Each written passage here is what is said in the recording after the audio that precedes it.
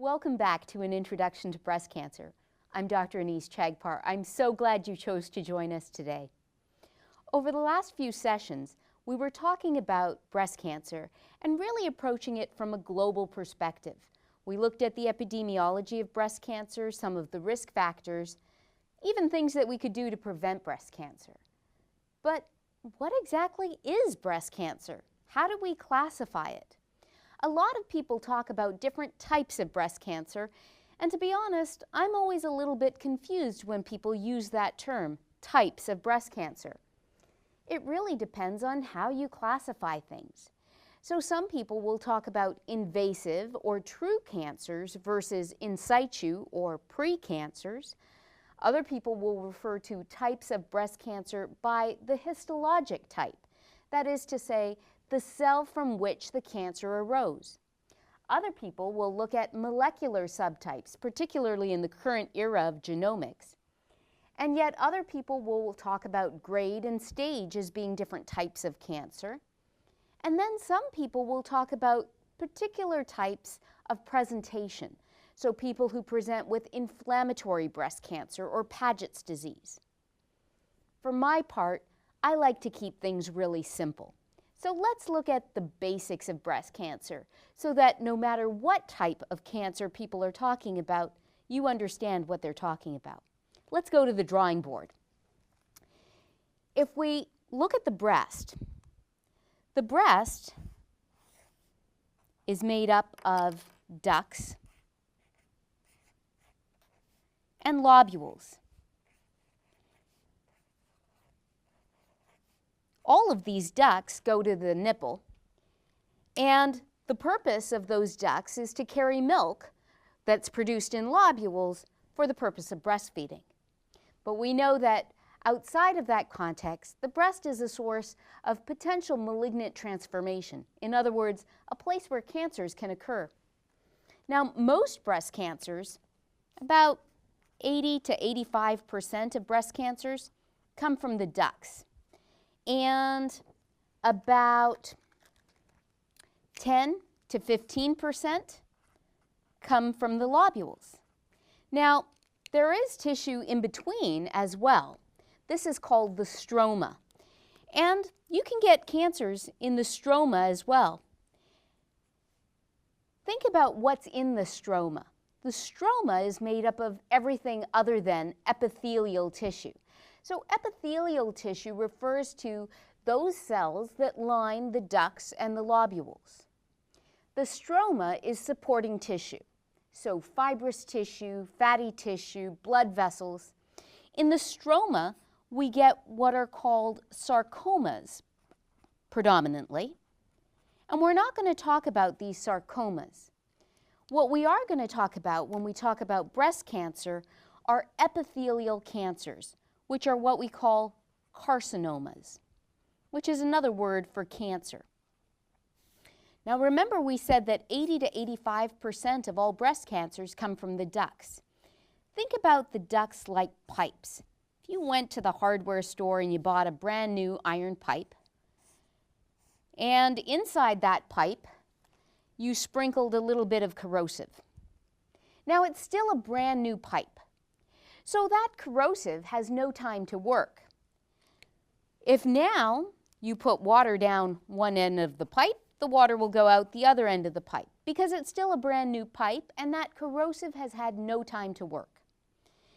But if you let that corrosive sit there for a while, so that corrosive is sitting in that pipe and time passes and it rains and that corrosive is going to have a chance to corrode through the pipe, now you get an old, rusty, corroded, thinned-out pipe that's got little holes in it.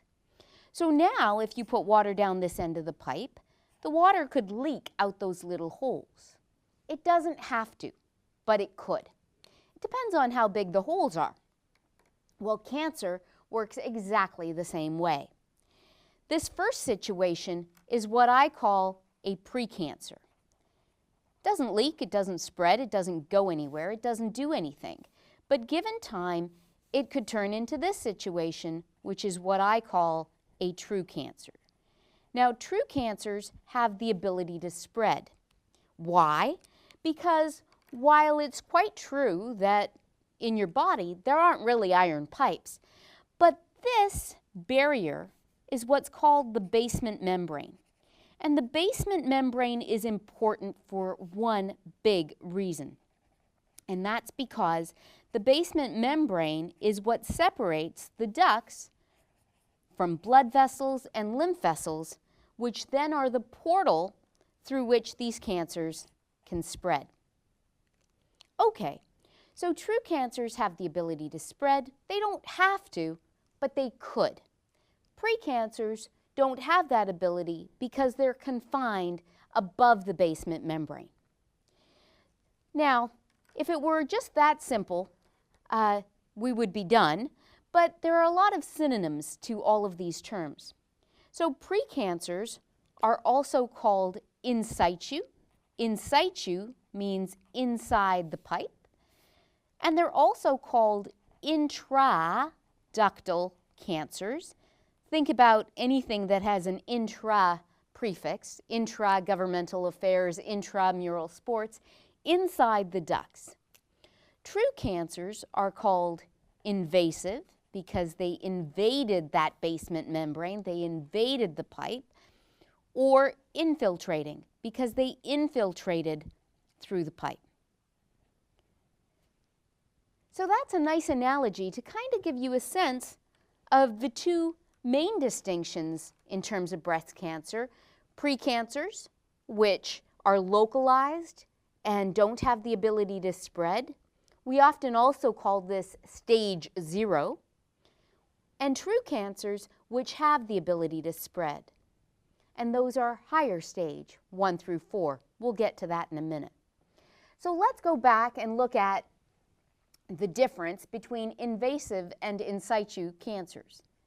Invasive are also called infiltrating. They can be anywhere from stage 1 to 4, depending on how big they are and where they've spread to.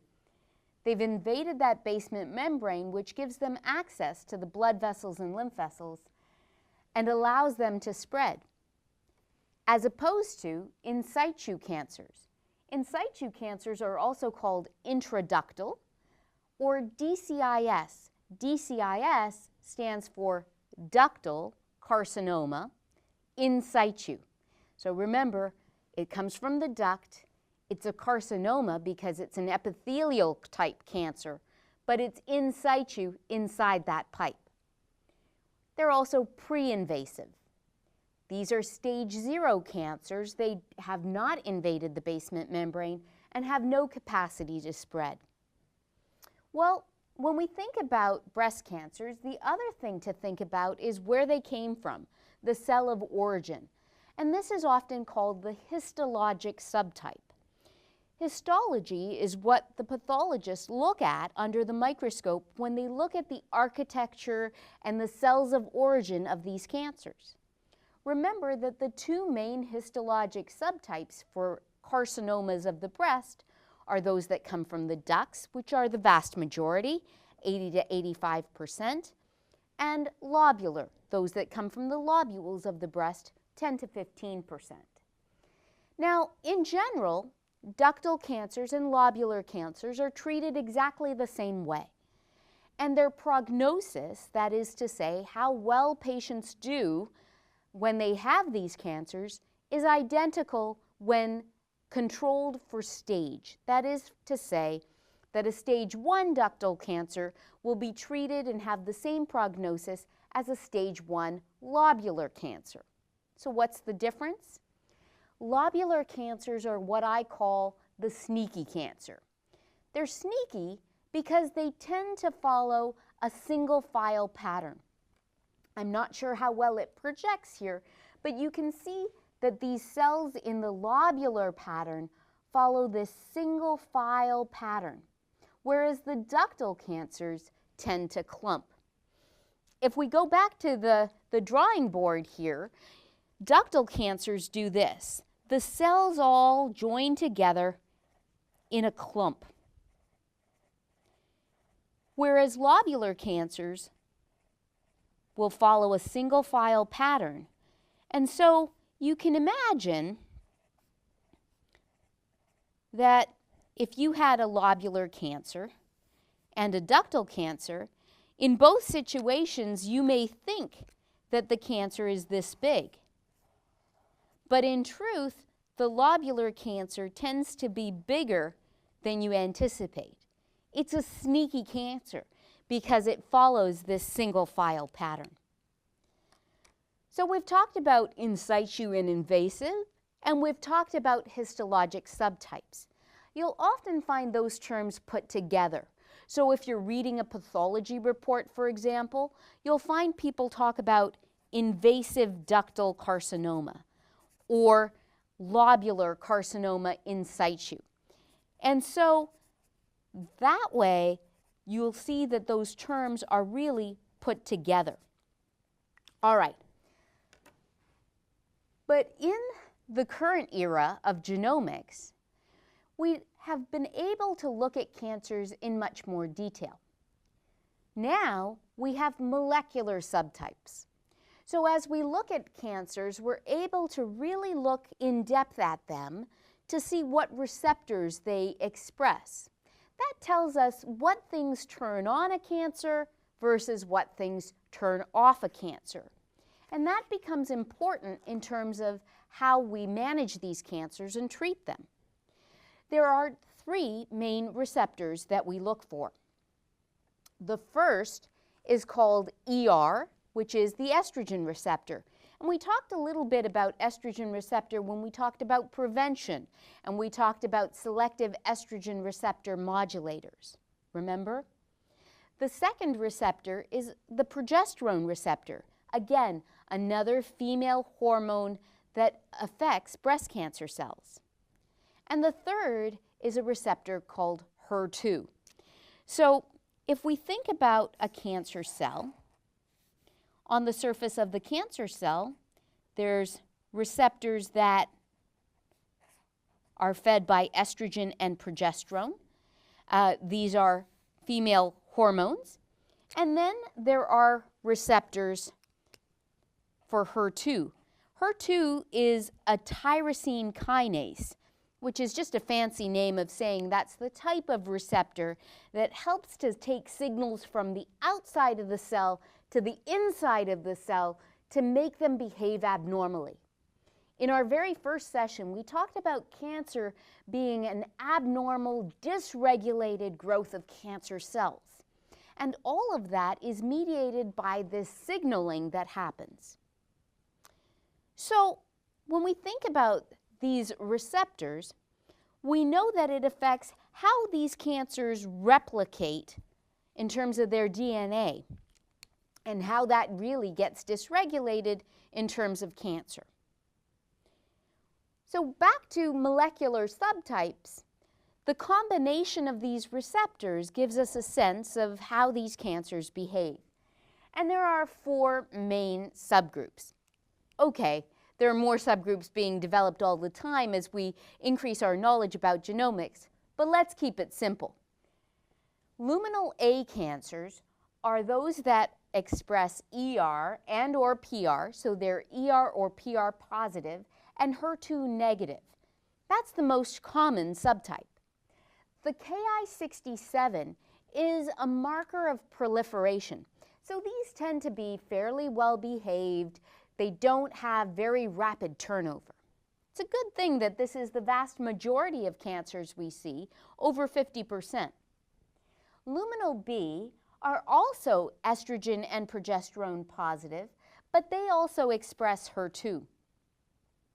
Or they may have a higher proliferation index with a higher Ki67. The HER2 positive subtype, as you can imagine, are those that really express HER2, and they're negative for the estrogen and progesterone receptors. And then the basal-like are ones that are negative for all three receptors. They're ER negative, PR negative, and HER2 negative. Many of you may have heard about these, often referred to as triple-negative breast cancers. So why do we care? Why do we care about these subtypes? We care for a few main reasons. The first is that prognosis varies based on the subtype. And the second is how we treat these cancers also varies. So if you have a cancer that's fed by estrogen and progesterone, that's great news because we have drugs that can block that estrogen. You already know about some of them from our prevention talk. We can use tamoxifen or other selective estrogen receptor modulators, or we can use aromatase inhibitors in postmenopausal women. For patients who are HER2 positive, that's good news too, because we have agents that are specifically designed to block HER2, drugs like trastuzumab or pertuzumab. We'll get more into detail about those when we get to our treatment lecture. The other way that we can talk about breast cancer is in terms of grade and stage. Now, it's really important that you understand the difference between grade and stage.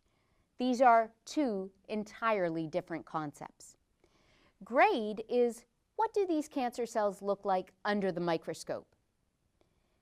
Are they poorly differentiated? That is to say, they've deviated so far away from the normal look of the tissue.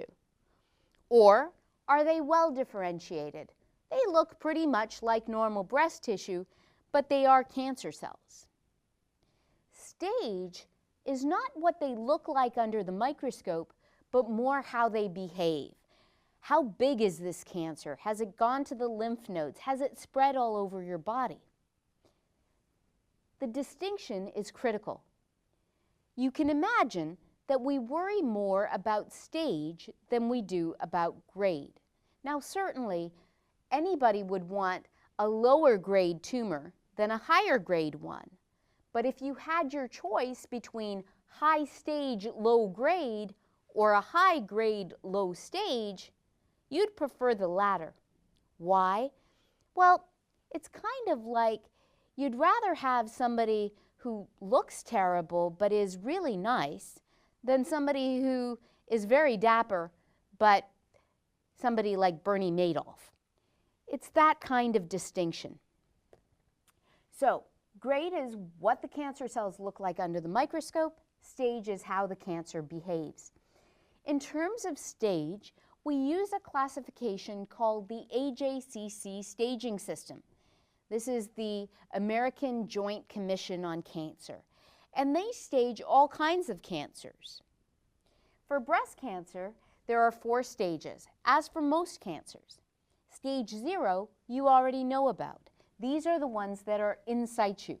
On the staging system, you can see that these are referred to as TIS. They tend to be node negative, and M0, not metastasized anywhere else, and you know why that is now too, because those in situ cancers haven't gotten the ability to invade past the basement membrane. They don't have access to the lymph vessels or the blood vessels, so they can't go anywhere else. Stage 1 are the cancers that are a little bit bigger, so up to 2 centimeters, but still don't really have any lymph node metastases. So remember, even though a cancer may be invasive, it invaded the basement membrane. It doesn't mean that it spread to lymph nodes or other parts of your body. These cancers are classified as stage 1A. And even if there are microscopic deposits, micrometastases in the lymph nodes, these cancers are still stage 1. So remember, even if cancer has gone to a lymph node, it's not the end of the world. We'll talk more about that when we get to treatment. As stage increases, it increases because of 2 main factors. Either the cancer is bigger, so T2 is 2 to 5 centimeters, T3 is more than 5 centimeters, or there are more lymph nodes that are involved. N1 is having 1 to 3 positive lymph nodes, N2, 4 to 9, N3, 10 or more. The more lymph nodes you have that are positive for cancer, the higher the stage. But so long as the cancer is just confined to the breast and the regional lymph nodes, primarily in the armpit, you still have local disease. It's only when cancers get outside of that spectrum, when they've started to go to the brain or the bones or the liver or the lungs, that you get distant metastases. Distant metastases is down here, M1, and that is stage 4 breast cancer. Prognosis, in terms of how well patients do long term, is really dictated by their stage. Now, we've covered a lot of ground talking about the basics of breast cancer today, but there are a few other things that I want to point out. Special types of breast cancer. So some people may talk about male breast cancer, Paget's disease, which is really presenting with an excoriation of the nipple. It's kind of like if you were riding your bike and you fell and you scraped your knee. Well, it looks kind of like that, except people have scraped their nipple. And this is associated with an underlying breast cancer. Other skin changes can also be significant for breast cancer. One of the most aggressive kinds of breast cancer that we see is something called inflammatory breast cancer. This often presents like an inflamed red breast, kind of like mastitis, an infection that many women get while they're breastfeeding, except this isn't an infection. It is a rapidly progressive and very aggressive breast cancer. Locally advanced breast cancers are a cousin, which just means a really bad breast cancer that can fungate out through the skin. We'll talk more about all of these special types of breast cancer in another lecture, but I wanted to give you just this teaser so that you'll stay tuned. Thanks so much for joining me. Until next time, this is Dr. Anise Chagpar.